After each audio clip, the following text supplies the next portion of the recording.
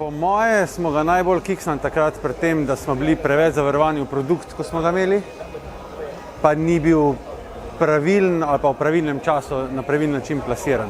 Pač nam se je zdelo, da ena taka stvar kot otroška knjiga, ko dodaš personalizacijo, pač more nekot univerzalno delovati, na kar se je izkazalo, da to, da je personalizacija, je samo pika na i.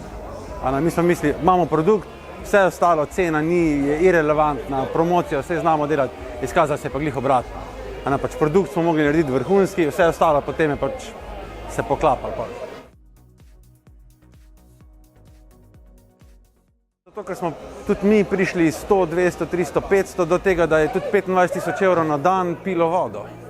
In zakaj ne bi iskal tiste limite, ko ti pač zagotavlja, da pač več prodaš, večjim ljudem se predstaviš in tako naprej. Začeli smo mi tudi pri 10. Sam potem in z ekipo, in z optimizacijo, in z novimi kanali do 25.000. Letos mislim, da bomo še več.